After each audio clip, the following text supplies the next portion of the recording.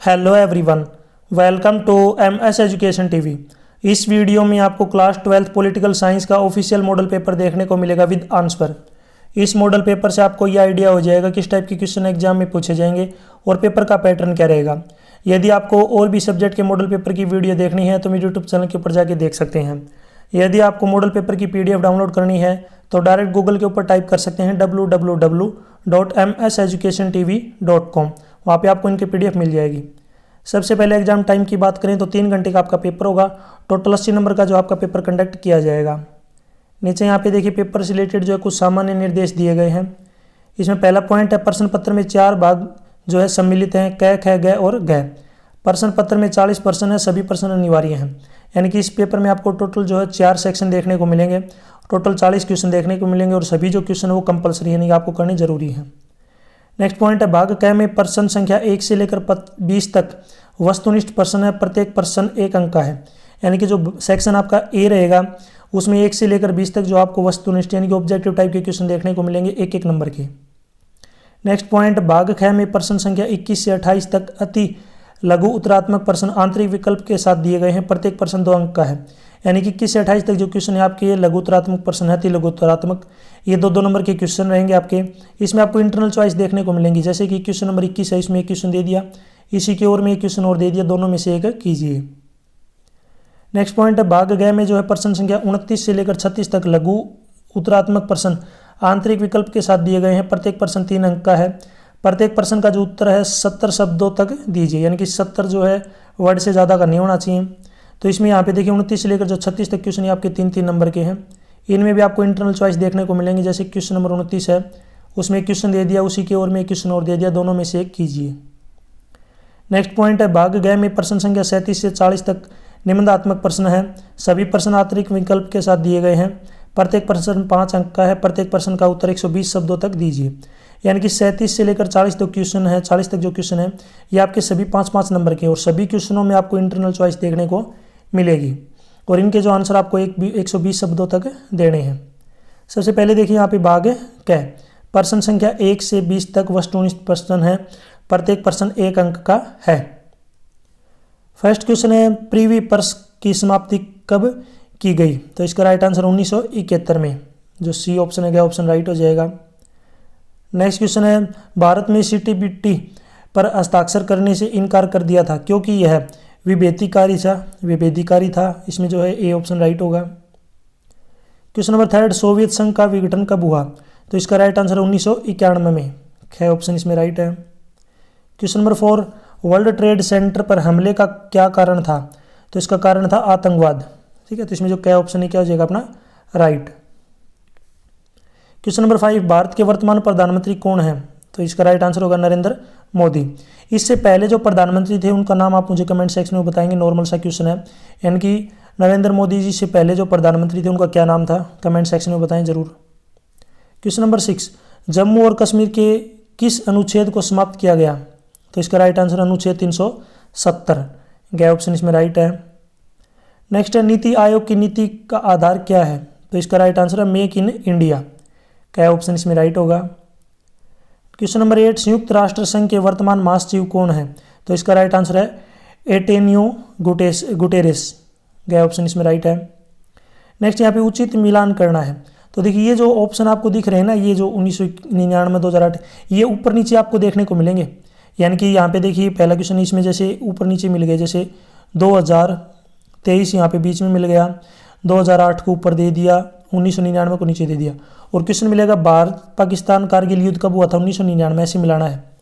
नेपाल में राजतंत्र की समाप्ति 2008 में, इसकी मैचिंग ऊपर वाले के साथ। 18वां G20 शिखर सम्मेलन 2023 में। तो इस प्रकार मैच करना है। बाकी मैंने पहले से इनके सामने इनके आंसर दे दिए हैं, तो यहाँ पे आप देख सकते हैं। तो भारत पाकिस्तान कारगिल जो युद्ध था वो 1999 में हुआ था। नेपाल में राजतंत्र की समाप्ति 2008 में और 18वां G20 सम्मेलन जो है 2023 में हुआ था। नेक्स्ट यहाँ पे देखिए खालिस्तान भरे। तो इसमें क्वेश्चन नंबर 12 का देखिए, यूरोपीय संघ की करेंसी डैश है, यूरो या युआन? तो इसकी जो करेंसी है यूरोपीय संघ की है यूरो। नेक्स्ट क्वेश्चन है क्वेश्चन नंबर 13, चीन या अमेरिका ने खुले दरबार की नीति को अपनाया? तो किसने अपनाया था खुले दरबार की नीति को? चीन ने। क्वेश्चन नंबर 14, भारत की पहली स्वास्थ्य मंत्री डैश राजकुमारी अमृत कौर या प्रतिभा पाटिल में से कौन सी थी? तो इसका राइट आंसर हो जाएगा यहाँ पे राजकुमारी अमृत कौर।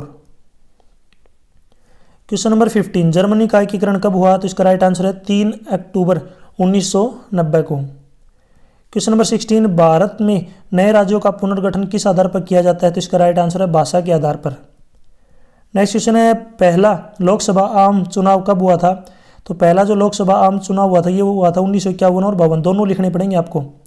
कुछ जो है इसको अकेला 52 भी लिख देते हैं 1952, बाकी ये जो है इसका करेक्ट आंसर नहीं है। एग्जैक्ट जो आंसर आपका रहेगा 1951 और 1952, ये जो आपका राइट आंसर रहेगा। नीचे यहाँ पे देखिए अभिकथन दिया गया है ए और कारण दिया गया है आर। अब नीचे इसमें से देखिए कुछ जो है यहाँ पे ठीक उत्तर चुनने के लिए निम्नलिखित कुंजी का प्रयोग करें। देखिए यहाँ पे पहला, अगर आपको कै ऑप्शन कब चूज करना है? जब ए और आर दोनों ठीक हो और आर ए की सही व्याख्या कर रहा हो तो आपको कै चूज करना है। नेक्स्ट, ख आपको तब चूज करना है, सिलेक्ट करना है जब ए और आर दोनों ठीक है बट आर ए की सही व्याख्या नहीं कर रहा है तो आपको ख सिलेक्ट करना है। नेक्स्ट, ग जो है ए तो सही है परंतु आर गलत है तो अब आपको ग सिलेक्ट करना है। और ग आपको तब सिलेक्ट करना जब ए गलत हो लेकिन आर सही हो। अब यहाँ पे क्वेश्चन पे चलते हैं। देखिए पहला जो अभिकथन दिया गया है, राजीव गांधी की हत्या एक श्रीलंकाई तमिल ने की जिसका संबंध लिट्टे से था। तो इसमें जो पहला जो है ये तो अपना ट्रू है, पहली स्टेटमेंट ट्रू है। दूसरा है वह केरल चुनाव प्रचार के लिए आया था, तो दूसरी जो ये क्या हो जाएगी स्टेटमेंट फॉल्स। तो इसमें जो अपना गया ऑप्शन राइट हो जाएगा, ए सही है परंतु जो आर है वो क्या है गलत, जो गया ऑप्शन ये राइट है। नेक्स्ट क्वेश्चन नंबर 19, अभिकथन दिया गया कि भारत व चीन को क्योटो प्रोटोकॉल में छूट दी गई है। तो इसमें ये बात बिल्कुल ट्रू है।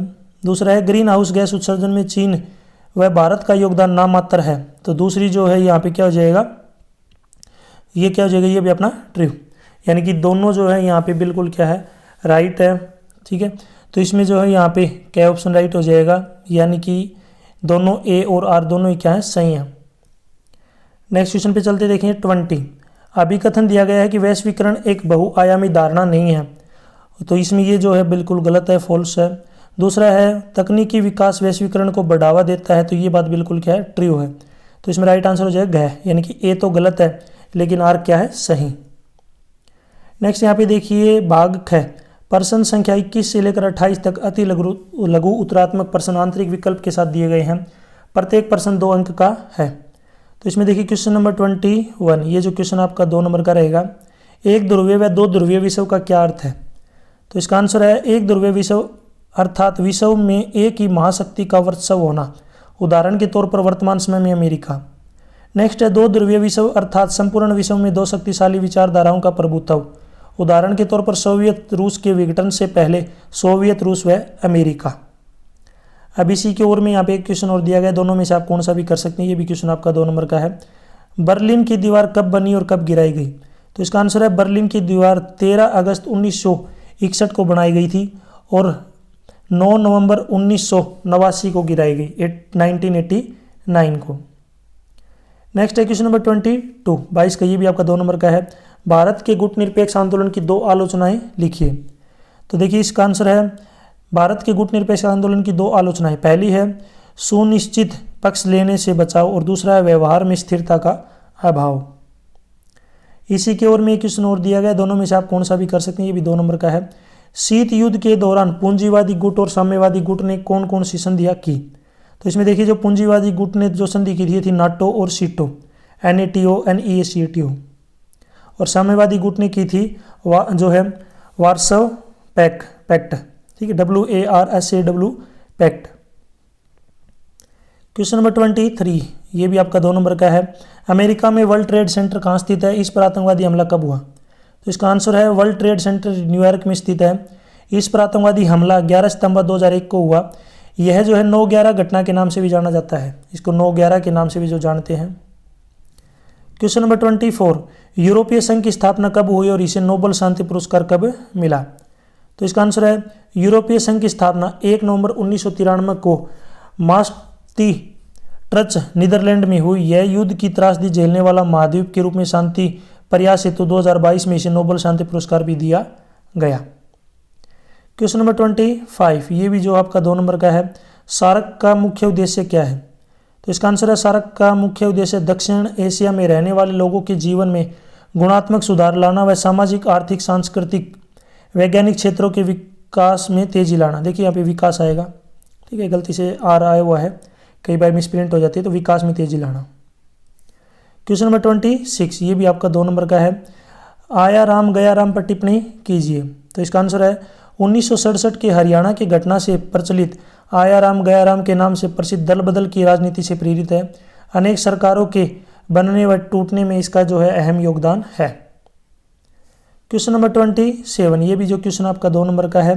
पहली बार आपातकाल कब लगाया गया और यह कितने समय तक लागू रहा? तो इसका आंसर है राष्ट्रीय आपातकाल 25 जून 1975 को लगाया गया। यह 21 मार्च 1977 21 महीने तक लागू रहा, यानी कि 25 जून 1975 को लगाया था और 21 जून, ठीक है, 21 जून मार्च 1977 तक जो है लागू रहा, जो कि 21 महीने तक रहा। क्वेश्चन नंबर 28, ये भी आपका 2 नंबर का है। बहुदलीय प्रणाली के कोई 2 दोष लिखिए। तो इसका आंसर है बहुदलीय प्रणाली के कोई 2 दोष। पहला है इससे शासन में अस्थिरता बनी रहती है और दूसरा है स्वार्थी नीतियों का जो है प्रभुत्व रहता है। इसी के ओर में यहाँ पे क्वेश्चन और दिया गया, दोनों में से आप कोई भी एक क्वेश्चन कर सकते हैं। ये भी आपका क्वेश्चन 2 नंबर का है। भारतीय राजनीति के 2 प्रमुख गठबंधनों के नाम लिखिए। तो इसका आंसर है भारतीय राजनीति के 2 प्रमुख गठबंधन। तो इसमें पहला गठबंधन है राष्ट्रीय जनतांत्रिक गठबंधन, जिसको राजय गय बोलते थे शॉर्टकट में।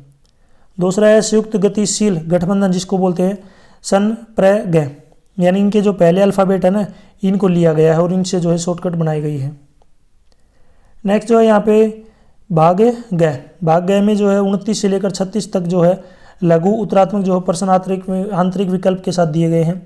प्रत्येक प्रश्न 3 अंक का है। प्रत्येक प्रश्न का जो आंसर है वो आपको 70 शब्दों तक देना है।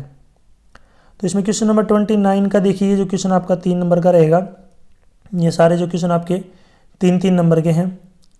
तो क्वेश्चन है देखिए, भारत जैसे विकासशील देशों पर सोवियत विघटन के क्या प्रभाव पड़े? तो ये नीचे इसका आंसर दिया गया, देखिए यहाँ पे भारत जैसे विकासशील देशों पर सोवियत विघटन के निम्नलिखित प्रभाव पड़े। तो इसमें पहला प्रभाव था सोवियत संघ के विघटन के बाद विश्व राजनीति में अमेरिका एकमात्र महाशक्ति रह गया। इसी कारण भारत और अन्य विकासशील देशों ने अमेरिका के साथ अच्छे राजनीतिक संबंध बनाने की कोशिश की। दूसरा पॉइंट है अफगानिस्तान, ईरान, इराक में अमेरिकी अनावश्यक हस्तक्षेप से बढ़ गया। तीसरा पॉइंट है धन और सैन्य सामान के लिए अमेरिका पर निर्भरता बढ़ी। फोर्थ पॉइंट है अंतर्राष्ट्रीय मुद्रा कोष, विश्व बैंक जैसी संस्थाओं पर अमेरिकी प्रभुत्व जो है बढ़ गया। इसी की ओर में क्वेश्चन और दिया गया, दोनों में से जो भी आपको ठीक लगे वो आप कर सकते हैं। ये भी जो क्वेश्चन आपका 3 नंबर का रहेगा। क्वेश्चन है सोवियत संघ के विघटन के क्या कारण थे? ठीक है, क्या कारण थे आपको बताना है। तो देखिए यहाँ पे इसका आंसर है सोवियत संघ के विघटन के निम्नलिखित कारण थे।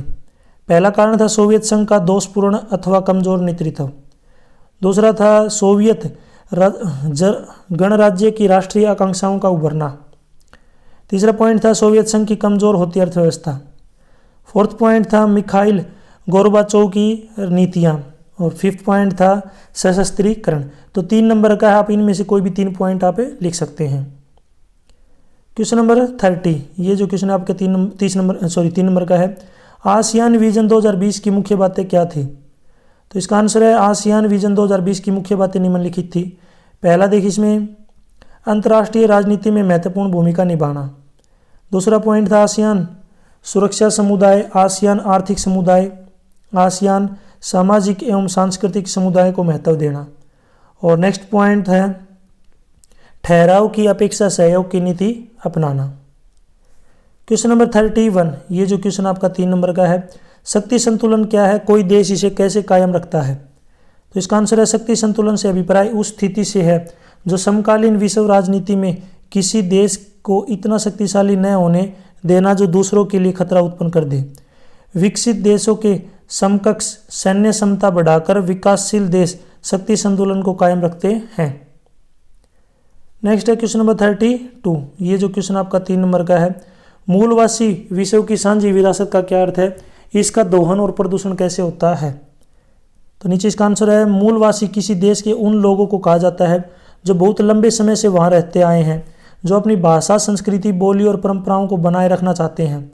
विश्व की साझी विरासत उसे कहा जाता है जिस पर किसी एक व्यक्ति विशेष का अधिकार नहीं होता, बल्कि समस्त समाज या समुदाय का अधिकार होता है। और वह समान रूप से उसका प्रयोग करते हैं, जैसे चरागाह, खेल के मैदान, कुएं आदि। नेक्स्ट देखिए क्वेश्चन नंबर 33, ये भी आपका 3 नंबर का है। भारत का कोई समकालीन मानचित्र लीजिए जिसमें राज्य की सीमाएं दिखाई गई हों, उसमें निम्न रियासतों को जो है चिन्हित कीजिए। रियासतों को जो है यहाँ पे चिन्हित करना है, तो इसमें पहली जो रियासत लिख रखा है यह आएगा यहाँ पे, ठीक है, रियासतों। तो जूनागढ़, मणिपुर और ग्वालियर। जूनागढ़ आपको पता होगा यहाँ पे गुजरात में है, मणिपुर जो आपको पता होगा अलग से जो है जो पूर्व दिशा में आपको जो है मिल जाएगा मणिपुर राज्य। ग्वालियर आपका मध्य प्रदेश में है। तो सबसे पहले जूनागढ़ देखते हैं। देखिए यहाँ पे जूनागढ़ आपका यहाँ पे है गुजरात में, यहाँ पे नीचे की तरफ आप देख सकते हैं जूनागढ़ गुजरात में है। ग्वालियर जो आपका ये मध्य प्रदेश का जो है बीच में आपको दिख रहा होगा मैप, इसमें यहाँ पे आज जो है ग्वालियर है ऊपर की तरफ मध्य प्रदेश में, और मणिपुर जो है कंप्लीट जो है ये मणिपुर है। इसी की ओर में क्वेश्चन और दिया गया, इन दोनों में से आपको जो भी ठीक लगे वो आप कर सकते हैं। ये भी आपका 3 नंबर का है। क्वेश्चन है राष्ट्रवाद की मुख्य समस्याएं क्या हैं। तो देखिए राष्ट्रवाद की मुख्य समस्याएं निम्नलिखित है। तो पहली समस्या है क्षेत्रवाद, दूसरी है भाषावाद, तीसरी है जातिवाद और चौथी है प्रशासनिक समस्या। और भी समस्या आप लिखना चाहें तो वो भी लिख सकते हैं। नेक्स्ट है क्वेश्चन नंबर 34, ये भी आपका 3 नंबर का है। हरित क्रांति के कोई 3 परिणाम बताइए। तो हरित क्रांति के 3 परिणाम निम्नलिखित हैं।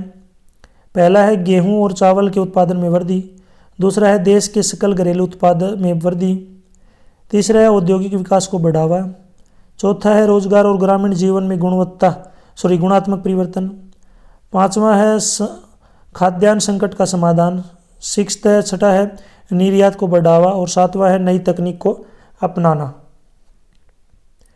नेक्स्ट है क्वेश्चन नंबर 35, ये भी जो क्वेश्चन आपका 3 नंबर का है। 1975 के राष्ट्रीय आपातकाल के 3 परिणाम बताइए। तो इसका आंसर है 1975 के राष्ट्रीय आपातकाल के 3 परिणाम। तो इसमें पहला है प्रेस पर प्रतिबंध, दूसरा है मौलिक अधिकारों का निलंबन, तीसरा है राजनीतिक दलों के प्रदर्शन पर प्रतिबंध, चौथा है हड़ताल पर प्रतिबंध, पांचवा है विरोधी पार्टियों का एक होना, छठा है जनता पार्टी का निर्माण। नेक्स्ट देखिए क्वेश्चन नंबर 36, ये भी आपका 3 नंबर का है। गठबंधन की राजनीति ने भारतीय राजनीति को कैसे प्रभावित किया। देखिए इसमें नीचे आंसर दे रखा है यहाँ पे, गठबंधन की राजनीति का भारतीय राजनीति पर प्रभाव। तो इसमें देखिए पहला प्रभाव है राजनीति अस्थिरता, दूसरा है दल बदल को प्रोत्साहन, तीसरा है भारतीय राजनीति संस्कृति का ह्रास, चौथा है निजी स्वार्थों की पूर्ति, पांचवा है संसदीय सिद्धांतों के विपरीत आचरण। इसी की ओर में क्वेश्चन और दिया गया, इन दोनों में से जो भी आपको ठीक लगे वो आप कर सकते हैं। ये जो क्वेश्चन ये भी आपका 3 नंबर का है। क्वेश्चन है गठबंधन सरकार का क्या अर्थ है, इसकी विशेषताओं का वर्णन कीजिए। तो इसका आंसर है जब 2 या 2 से अधिक राजनीतिक पार्टियां मिलकर सरकार बनाती है तो उसे गठबंधन सरकार कहते हैं। इसकी विशेषताएं देखिए कौन कौन सी इसकी विशेषताएं।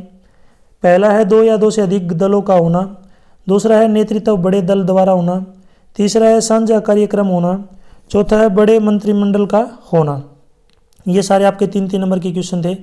आगे देखिए यहाँ पे भाग ग जो है यहाँ पे स्टार्ट हो गया घ, यानी कि जो डी सेक्शन स्टार्ट हो गया। इसमें आपको जो है 37 से लेकर 40 तक क्वेश्चन देखने को मिलेंगे जो कि निबंधात्मक होंगे। सभी प्रश्नों में जो आपको इंटरनल चॉइस आपको देखने को मिलेंगी। यहाँ पे प्रत्येक प्रश्न जो है 5 अंक का होगा और इन क्वेश्चनों के आंसर जो है 120 शब्द तक आपको देने हैं, इससे ज़्यादा नहीं होने चाहिए। तो क्वेश्चन नंबर 37 देखिए यहाँ पे, ये जो क्वेश्चन आपका देखिए 5 नंबर का है। क्वेश्चन नंबर 37 है संयुक्त राष्ट्र संघ के 6 मुख्य अंगों के नाम लिखिए एवं किन्हीं 2 के कार्यों का जो उल्लेख कीजिए। तो देखिए आंसर इसका संयुक्त राष्ट्र संघ के मुख्य अंग, पहला है महासभा, दूसरा सुरक्षा परिषद, नेक्स्ट अंतर्राष्ट्रीय न्यायालय, नेक्स्ट है सचिवालय, नेक्स्ट है आर्थिक सामाजिक परिषद और नेक्स्ट है न्यास परिषद। अब यहाँ पे इनके कार्यों का जो उल्लेख करना है किन्हीं 2 के, तो मैं यहाँ पे महासभा के जो कार्य हैं इनको जो है डिस्कस कर लेते हैं। महासभा के कार्य निम्नलिखित हैं। पहला है यह संयुक्त राष्ट्र संघ के अन्य ढांचों एवं एजेंसियों के सदस्यों को चुनती है। दूसरा है सदस्य राज्यों के संबंधित मुख्य निर्णय लेती है। नेक्स्ट है अंतर्राष्ट्रीय विषयों पर विचार विमर्श करती है। ये महासभा के जो है कार्य हैं।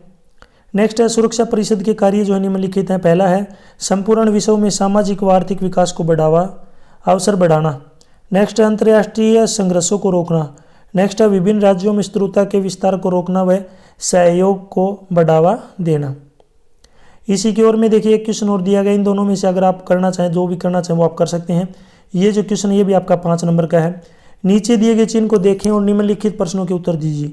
तो ये जो डायग्राम आपको दिख रहा होगा, ध्यान से देख लीजिए। मैं इसको एक बार छोटा सा आपको जूम आउट करके दिखाता हूँ, देख लीजिए। तो ये जो आपको बताना है, पहले तो इस लोगो को आपको समझना है। इस लोगो से अब नीचे रिलेटेड क्वेश्चन पूछे गए हैं। यह लोगो किस अंतर्राष्ट्रीय संगठन का है? यह संगठन कब अस्तित्व में आया? तो इसका आंसर है यह लोगो संयुक्त राष्ट्र संघ का है, जिसे 24 अक्टूबर 1945 को औपचारिक रूप से स्थापित किया गया था। नेक्स्ट है भारत इसमें कब शामिल हुआ? तो इसका आंसर है भारत इसमें 30 अक्टूबर 1945 को शामिल हुआ था। नेक्स्ट है इसका कौन सा अंग सबसे प्रभावशाली है? वह इसमें कितने सदस्य हैं? तो इसका आंसर है सुरक्षा परिषद को संयुक्त राष्ट्र संघ का सबसे प्रभावशाली अंग माना जाता है। इसमें कुल 15 सदस्य हैं, जिनमें से 5 स्थायी हैं और 10 सदस्यों को जो है संयुक्त राष्ट्र संघ महासभा 2 वर्ष के लिए चुनती है। नेक्स्ट देखिए क्वेश्चन नंबर 38। ये जो क्वेश्चन ये भी आपका 5 नंबर का है। क्या आप इस तरह से सहमत है कि वैश्वीकरण से सांस्कृतिक विभिन्नता बढ़ रही है? तो इसका आंसर है वैश्वीकरण एक बहुआयामी प्रक्रिया है, जिसकी सांस्कृतिक विभिन्नता को बढ़ाने में अहम भूमिका है। वैश्वीकरण के सांस्कृतिक परिणामों जो है इस प्रकार से हैं। तो इसके देखिए कौन कौन से परिणाम है। पहला है सांस्कृतिक एकरूपता वैश्वीकरण का एक अहम पहलू है, जबकि यह प्रक्रिया जो है विपरीत प्रभाव उत्पन्न करती है। सांस्कृतिक वैश्वीकरण संस्कृति को अधिक भिन्न और विशिष्ट बनाने की ओर ले जाता है। दूसरा पॉइंट है वैश्वीकरण के सांस्कृतिकरण से संस्कृतियों के लुप्त होने का खतरा पैदा हो गया है, क्योंकि वैश्वीकरण मानव संस्कृति को एक समान संस्कृति की ओर ले जा रहा है, जिससे संपूर्ण विश्व की समृद्ध सांस्कृतिक विरासत के सिकुड़ने का जो खतरा पैदा हो गया है। थर्ड पॉइंट है वैश्वीकरण ने संस्कृति के पारंपरिक रूप को प्रभावित किए बिना संशोधित किया है।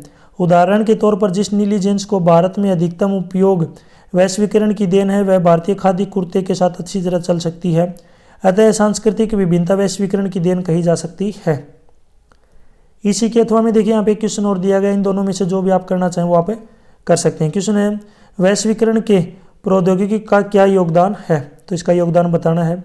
तो देखिए इसका नीचे आंसर दे रखा है वैश्वीकरण के प्रौद्योगिकी का योगदान। पहला है प्रौद्योगिकी विकास ने विश्व की एक भाग में हो रही घटना को अन्य भागों पर जो है प्रभाव डाला है, जैसे रूस यूक्रेन युद्ध। दूसरा पॉइंट है प्रौद्योगिकी में हुए विकास में व्यक्ति को विश्व के राजनीतिक, सामाजिक, आर्थिक, सांस्कृतिक घटनाक्रम को समझने में जो है सक्षम बनाया है। तीसरा पॉइंट है संचार या सूचना औद्योगिकी में हुई क्रांति ने राज्यों की परस्पर निकटता व निर्भरता को बढ़ाया है। नेक्स्ट पॉइंट है वैसे तो वैश्वीकरण की वृद्धि के कई कारण उत्तरदायी हैं, लेकिन तकनीकी विकास ने इसमें अहम भूमिका निभाई है। नेक्स्ट पॉइंट है आधुनिक प्रौद्योगिकी ने वस्तुओं, विचारों, पूंजी व मानव को एक देश से दूसरे देश में जो स्थानांतरित करना संभव बनाया है। नेक्स्ट है क्वेश्चन नंबर 39। ये जो क्वेश्चन है आपका 5 नंबर का है। शीत युद्ध के बाद अमेरिका के साथ भारत के बदलते हुए संबंधों का जो विश्लेषण करें। तो इसका आंसर है शीत युद्ध समाप्ति में सोवियत रूस के विघटन के बाद विश्व पटल पर भारत के मित्रता विहीन माहौल से निकलने के लिए अपनी अर्थव्यवस्था के उदारीकरण एवं प्रभावशाली आर्थिक वृद्धि दर के कारण भारत वर्तमान में अमेरिका का आकर्षक आर्थिक सहयोगी बन गया। भारत अमेरिका संबंधों के दो मुख्य बातें हैं, प्रौद्योगिकी एवं अमेरिका में बसे भारतीय निवासी। नेक्स्ट है सॉफ्टवेयर के क्षेत्र में 65 यानी कि प्रतिशत अमेरिका भारत से आयात करता है। बोइंग में 75% तकनीकी कर्मचारी भारतीय हैं। उच्च प्रौद्योगिकी में 15% कंपनियां भारतीयों ने शुरू की है। विद्वानों का मत है कि सैन्य शक्ति संदर्भ में अपनी राष्ट्रीय शक्ति को बढ़ाते हुए भारत एक ऐतिहासिक अवसर के लाभ उठाते हुए विकासशील देशों का गठबंधन बनाकर और भी ज़्यादा ताकतवर हो सकता है।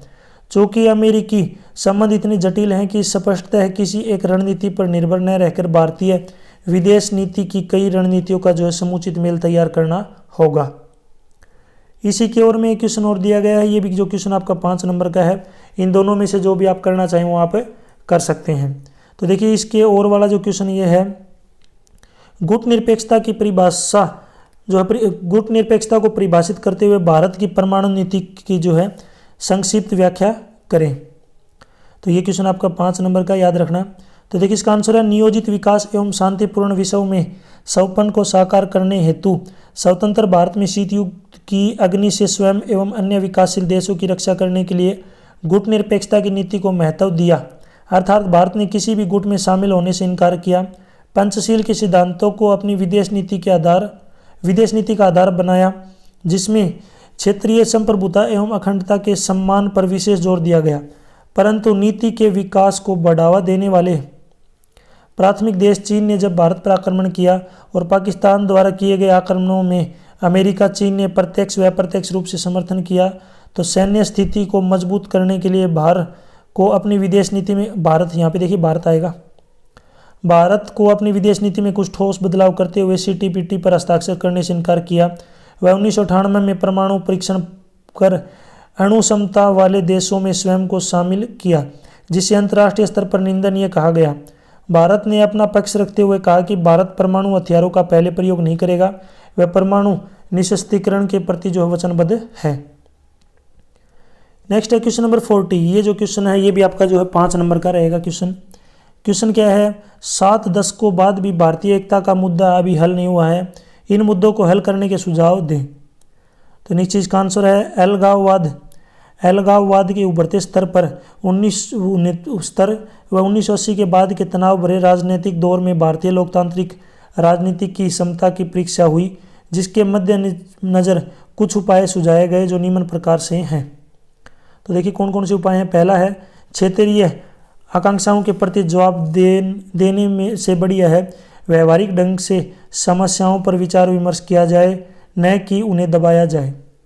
दूसरा पॉइंट है क्षेत्रीय तनाव को कम करने हेतु अलगाववाद के विचार को त्याग कर राष्ट्रीय एकता की भावना को सर्वोपरि रखा जाए। तीसरा पॉइंट है व्यवहारिक दृष्टिकोण को अपनाते हुए भारतीय सरकार ने पंजाब, असम जैसे राज्यों में उग्रवाद की समस्या का समाधान भविष्य के लिए भी मार्गदर्शन का काम कर सकता है।